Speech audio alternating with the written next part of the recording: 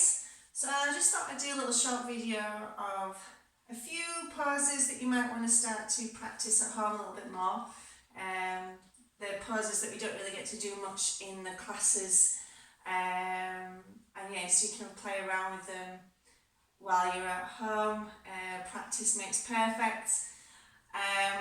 So some of these are quite advanced poses, okay, so please don't try these if you're not very confident with your yoga practice. Only really try these if you're pretty confident with what you're doing in your yoga practice, you feel quite strong in certain areas, because some of them are quite advanced. And maybe when you're doing these poses to practice, try and warm up the body a little bit first. So you might do them after a yoga session, or you might just do a few rounds of sun salutation just to start to warm up the body first before you do these, okay? So I'm just going to go through a few, and again, you know, see what you think.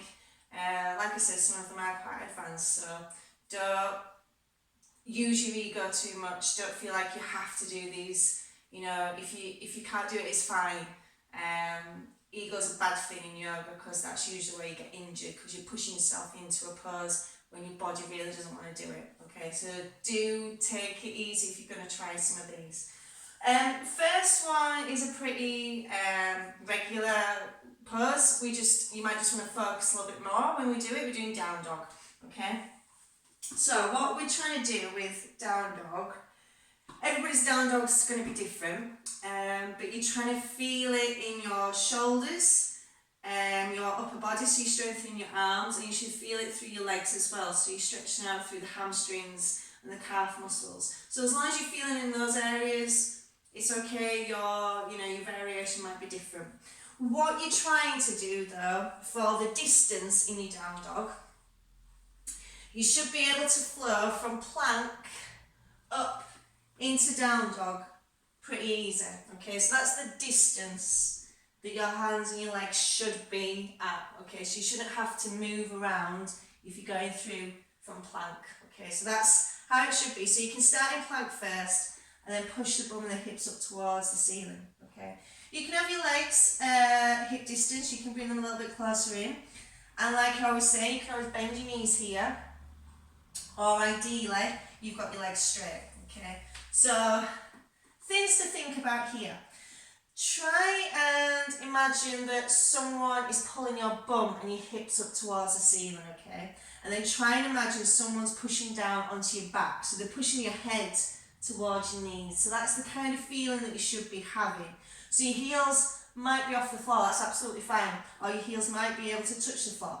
And then you're just trying to push down into the hands. So think about the knuckles, so try and pushing down the knuckles in towards the floor. Okay, so using all of the hand, push the fingers in towards the floor. Okay, so keep thinking about someone just pushing on the top of the shoulders, the back, to bring your head towards the knees. Take the bum nice and high, so just feel like someone's pulling your hips up. And then you can start to push down through the heels if you want a stronger stretch through the legs. And then other bits that I've mentioned before, the inner thighs, you can start to rotate them inwards a little bit here. Okay, so you're just engaging those thigh muscles a little bit more. And then try and turn the elbows to face out. So what I'm meaning there is just you're kind of rotating the shoulders so that outside of the elbows are pointing out a little bit more, okay? So you're just engaging those arms a little bit more while you're here. So there's lots of different things you can do in down dog, so feel free to practice that in different areas. Okay, so that's things in down dog you can do. Next one, chaturanga. So yes, this does require a lot of upper body work, but practice, keep practicing, get that strength.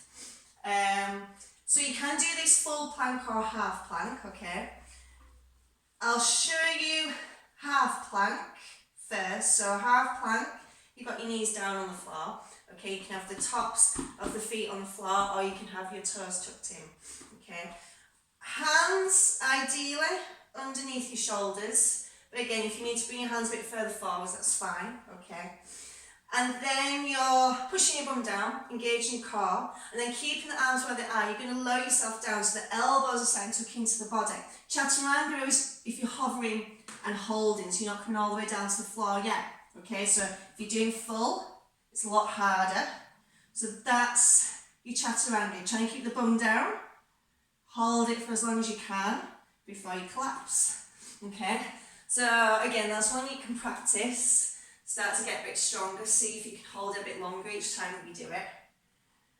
And then from chaturanga, like we do in some of the sun salutations, you can always build up and progress. So from chaturanga, when you're hovering here, you can go into up dog. So the tops of the toes here, just start to bring the tops of the feet on and then push up through the hips. So the legs are still off the floor. Okay, you're pushing down through your hands. So that's the stronger version of cobra. It's going up into up dog. So again, I'll show you here. Chaturanga, tops of the feet on the floor, push up through the hips. So you're in up dog. And then from there, you're going to tuck the toes under at the back and push yourself back into down dog. Okay. So again, that's a little sequence you can start to practice. Chaturanga, up dog, down dog. Okay. So again, that's a little thing that you can get your strength on, practice on.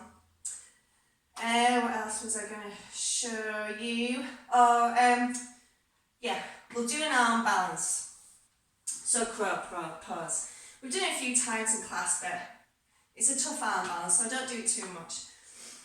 So it's best to start with props, really, and then build yourself up. Okay, so if you've got a block or a book, do use it. And it's all, yeah, I'd say get a bit of height, okay, so I'm going to use a book as well. So if you've got a couple of books, then you might want to use it, okay. Take yourself as high as you need to, but obviously the higher you go, because we're going to be in this position here, then the harder it will be for your hands to be on the floor. So go high, but still keeping your hands down on the floor. Okay. So crow pose. When you've got your height, you're going to come to the edge of your books or your blocks, okay? And you're kind of on your tiptoes here. Feet, just take them a little bit wider, just maybe to the end of the book or end of the block, okay? And then you're taking the knees out to the side, okay? Hands are coming down. So you're starting to lower yourself down, okay? You might be able to bring the shoulders towards the knees, or you might just be having the elbows towards the knees, okay? Get in this position first, and then you're thinking about your grip here, okay? So start to really push the knees in towards the arms, so they're going to keep those arms secure here. Start to come on the tiptoes a little bit, then see if you can lift your bum, okay? Your hips. Keep looking ahead, and then if you're going a bit higher, you're probably starting to shift your body weight forwards. Keep squeezing the knees in towards the arms. You might be able to lift one foot off. You might be able to take both feet off. I'm not very good at this myself. Not there today. So again, that's one we all need to practice. So again, squeezing the knees in towards the shoulders. Start to take the bum high. Try to keep your gaze forwards instead of down. Okay, you might be able to take one foot off. You might be able to take both feet off.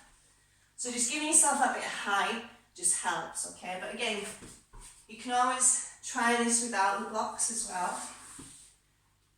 If you're doing it without anything, then it's probably going to be maybe your elbows rather than your shoulders. But again, you can always practice. Have a feel around. If you prefer to have your elbows anyway, that's fine. Okay. So again, you're just thinking of squeezing. So squeezing the knees in. And then again, just taking yourself high first. And then see if you can lift one foot. See if you can lift both feet. Keep squeezing. Keep looking straight ahead. Holding it for as long as you can. Again, it's a tough one. So make sure you're in an area where if you do fall over, you're not going to injure yourself.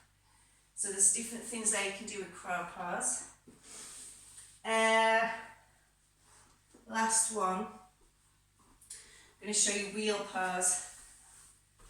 I'm out of breath already doing all this. So, wheel pose does require a lot of upper body strength, okay? So you might just need to work on your upper body strength before even attempting this one. So you might have to do a lot more chaturangas, I'm afraid, or just some push-ups. And you will eventually get there. If you do practice quite a lot, you will end up getting the body strength. But it's all about practice, confidence, and determination in some of these poses, okay? Again, I'm not perfect, I'm still learning. So I'm just teaching as much as I can. So, wheel pose. If you want to try it. You kind of start in your bridge, so your knees are bent. See if you can get your heels towards your bum, okay? And then your hands are placed towards where the ears are if you can, ideally. Tucking the elbows in if you can here. Okay. And then you're just going to start to take your time. So you might just start to lift the bum and the hips off a little bit. Okay. So you can just start to get used to doing that. You might be able to lift a little bit, maybe lift the head off a bit. So just getting used to using the arms a little bit more here maybe. And then when you're a bit more stronger, you might be able to lift the bum and the hips off, but then push yourself up through the hands. Okay? You might be able to drop the head back, or you might be looking up. Trying to get your arms as straight as you can. Keep pushing down through the feet, and then holding that for as long as it feels comfortable for you. So like I said, wheel pose is strong. Take your time with that one. You might have to build up gradually to that one. I'm not really perfect. I don't think my arms are very straight, but we all have to get there at some point. So there's a few that you can do during lockdown or any time really, just to get your home practice. When you're doing them, stretch it out, have a child's pose, rest, maybe a bit of a shavasana after those, okay? Hope you enjoyed them, if you were trying them out, and keep working on them, keep getting your strength and your confidence, and I'll try and do some more of these throughout the rest of the weeks. Namaste everyone.